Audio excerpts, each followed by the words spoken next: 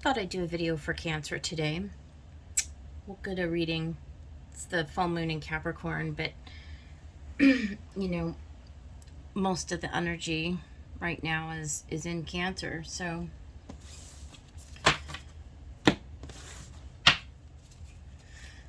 spirits, guides, and angels, what for Cancer? If you identify as a Cancer.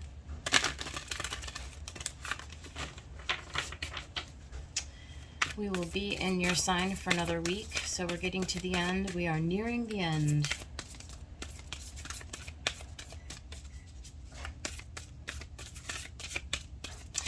Opposition of the moon to your sun.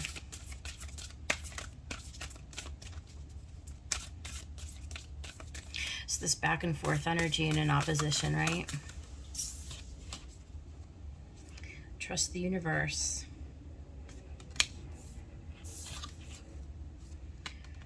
Release your blocks. Look at both of these are first quarter moon energies. One's in Aquarius and one's in Scorpio, fixed signs. So Cancer, work through your feelings. Well, that's apt, Cancer.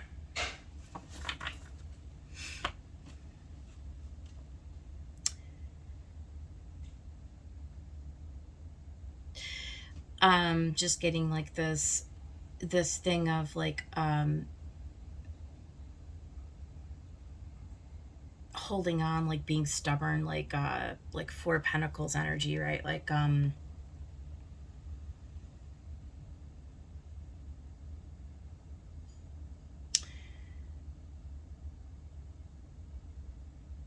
stop pushing your feelings down, Cancer.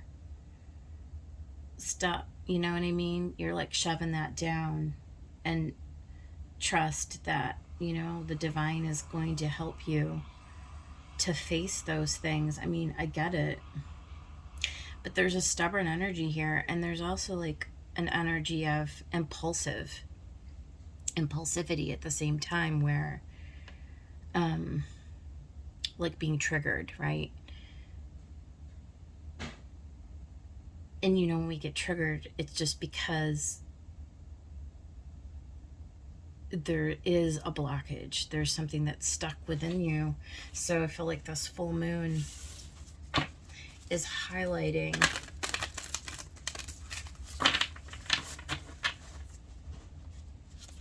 there's some kind of feelings that you're not recognizing, or that you have sort of stored away, or haven't allowed yourself to really look at. Maybe where we're in denial, or where we have like this shame. You know that thing that you do when you're a kid and you feel like you did something wrong, like you broke your mom's trinket, and then immediately, what do you think? Oh my gosh, I've got to go hide that I did this thing somehow, because facing the shame, the disapproval, or the punishment, whatever it may be, right? It's that sort of a thing where we're just embarrassed because of shame to reveal, not just to other people, but to even ourselves. Like,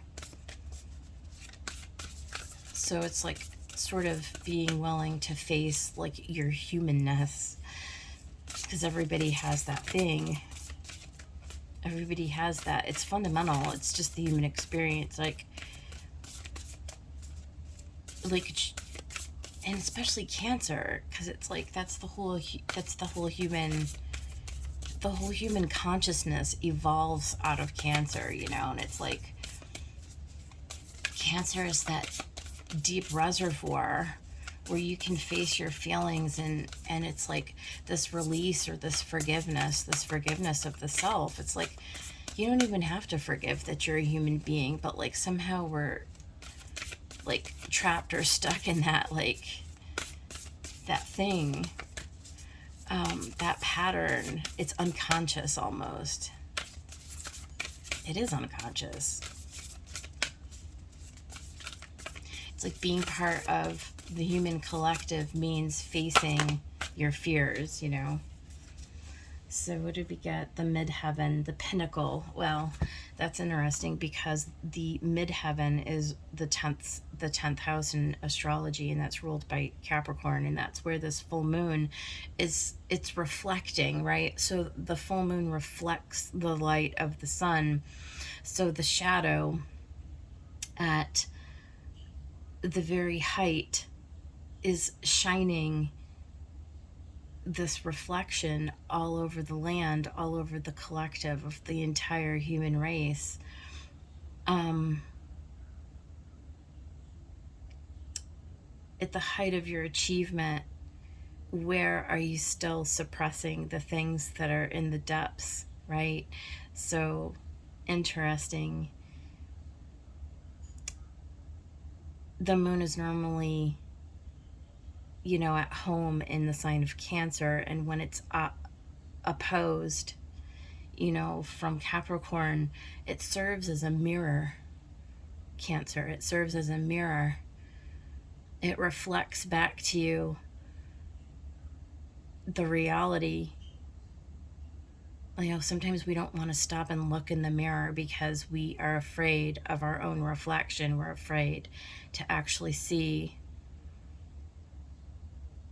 what's there. The 6th house, it's the house of Virgo, sustainability. So you see here in the depiction, there's this figure with, you know, the chakra system. So what is the health of your energy system, right? The 6th house, Virgo, always deals with health and wellness. There's also, you know, something about working and diligence and looking at the finer details. The keyword on the card says sustainability. I don't know if I have ever pondered using the word sustainability for the 6th house, but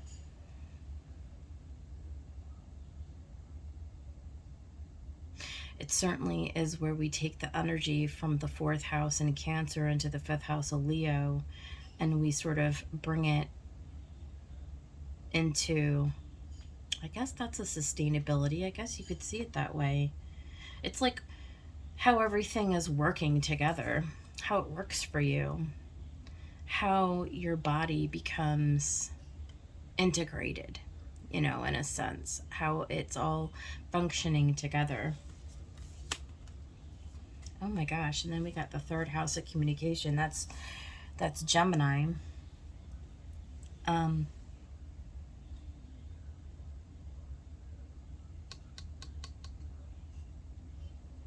I feel like the universe is trying to communicate with you here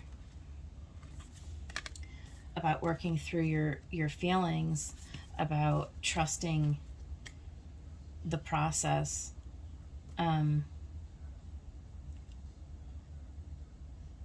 Quit trying to overwrite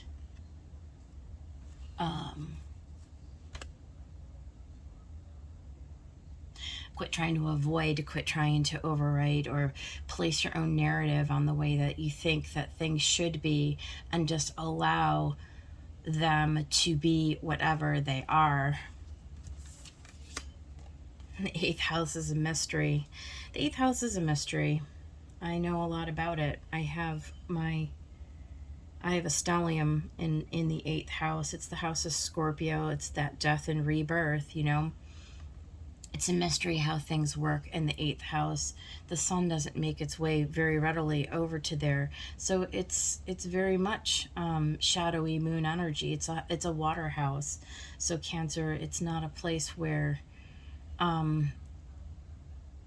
where it would be out of your realm or uncomfortable. In fact, you could actually use the energy of Scorpio to your benefit. And it's interesting because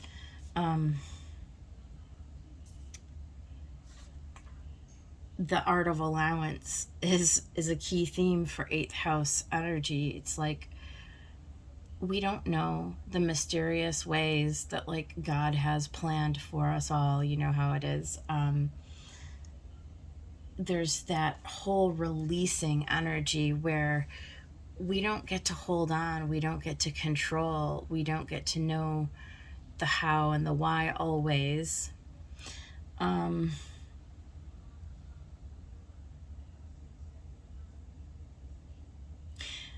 We just get to be with our feelings, we just get to be with the energy as it is,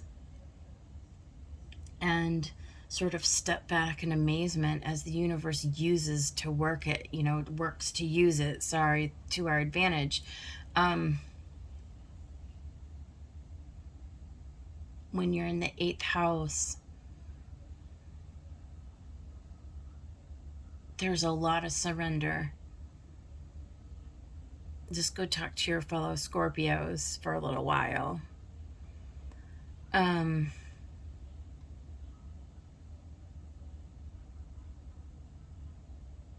That's why Scorpio can be such sort of like a battle hardened, as far as the water signs, it's the fixed water. There's tough bedrock there. They've faced up to the hardest substances of the earth. And yet they still allow for the water to wash them clean, and to purify. It's a very purifying energy. All right, Spirit, let's see. What do you want? What do you want Cancer to know at the time of this full moon? What for Cancer?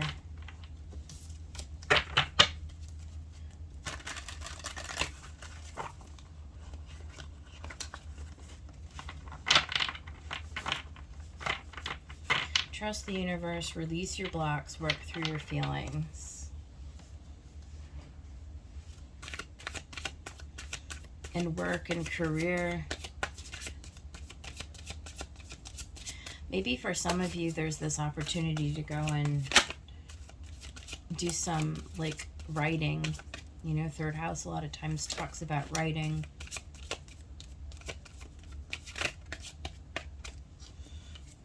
There's the Seven of Wands. Sort of holding back the onslaught. But see, I feel like over trust the universe. It's saying to trust the onslaught. Do stand your ground. You can take the posture of defensiveness, but I feel like you're being encouraged to sort of put that sword down, or that wand, what have you. Strength. Have courage, have faith, right? You are strong enough to endure what is, being asked of you at this time.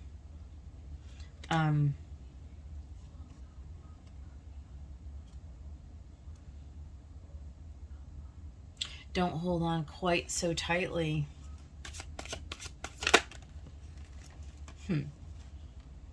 Page of Swords. I love this page because she's so like diligent and willing to like take the assignment, right? Like the page is like, yes sir, I'm on it. She will go and find out. She's a learner. She is extremely agile in her ability to communicate and to pierce through any veils of fallacy. She's able to see, or not necessarily, because she's not quite learned enough, but she's diligent enough to dig underneath every rock. And when she is what's the word? Motivated or inclined to get to the bottom of something, she does. And sort of with the innocence of a child, right? Like, without any filter. And sometimes, like with Aries, it's funny. This is actually perfect, even though this page has nothing to do with Aries. In a sense, though, there's a parallel there because, you know, with Aries, it's like that perennial child energy. And it's like, you know, even though Aries is a fire sign, it's sort of in the same vein, you know, where they, you know, are sometimes they have little temper tantrums. Sometimes they they have a little meltdown, you know. They get too excited and they set out and embark on these crazy things. But there's both sides to it. Like, yes, by the time you get to Cancer, you're not quite that exuberant, but at the same time,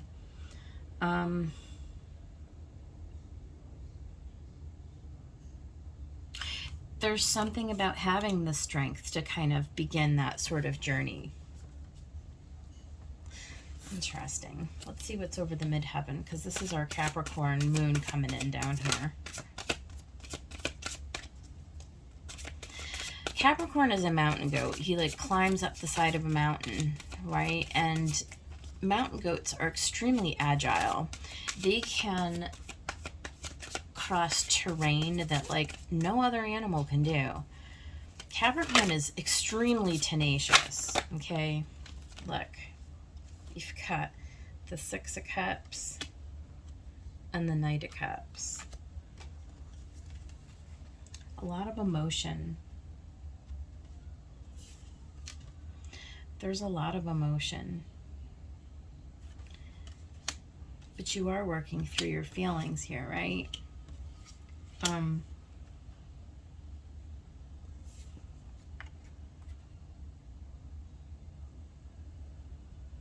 It's like the Knight is coming in and making this offer to like reflect back on this Six of Cups. Like there's this nostalgia about looking back through old, like repeating emotional patterns. Again, a lot of times when we're reflecting backwards, we're thinking back like, okay, how can we integrate the old into the new? So there's an offer to sort of to get on top of it, right? It's like when you're in Capricorn and you ascend at the side of the mountain and you get to the top, and then you are able to look backwards in life and be like, you know what, look at how far I've come and look at where I'm going. And there's this ability to sort of let this old stuff remain in the past. It's like the past is the past, and you know what, there's a mixed bag. It is nostalgic. It's fun to look back and remember when, but how can you use those good positive emotions to inform where you are now? It's like trust the universe to show you how to transform the past into the present. Sixth house is sustainability.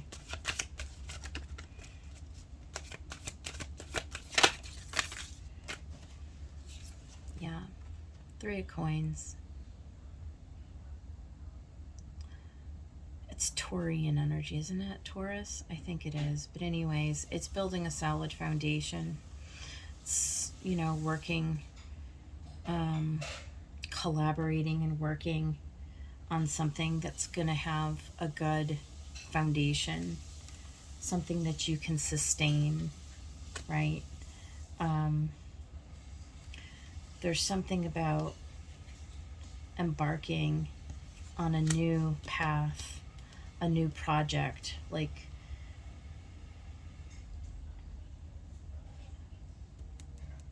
release, release that. You have the strength to renew your emotional well here. What else do we have? The Magician. Again, that's creating that new, yeah, Four of Swords. So there is quite a bit of healing. There is quite a bit of healing going on in this 8th house mystery. That's the one I'm most, oh, look at, holy shit. Wow. Does it really surprise you that we got death for the 8th house? It is the house of death and rebirth. 10 of Swords. Okay, it's the end of the cycle. And the Star. It's like you're being pointed into this new place. So I feel like there's a lot of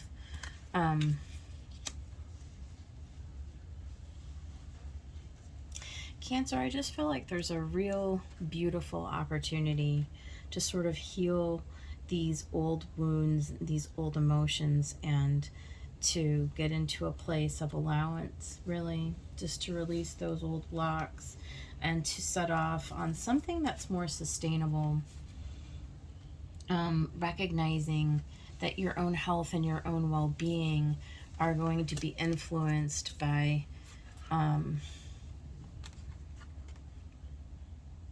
how willing you are to create yourself this healing balm that wants to come in. You know, trusting the universe to allow that to come in, and that it's not a weakness, you know, to accept help. It's not a weakness to go talk to somebody, to get somebody, or to allow somebody in, to allow the emotions to rise, to look at your heart chakra and to admit that, you know, you're not stoic. You can't really go it alone. You need help. It's not sustainable for you to continue on your current trajectory, that there's something so much bigger that you have, you know, that you're meant to do in this lifetime. And it involves that whole healing, releasing, letting go, allowing the old to pass away so that the new can be revealed, and you're well on your way to discovering what that is. So, Cancer, good luck with that. That's your reading.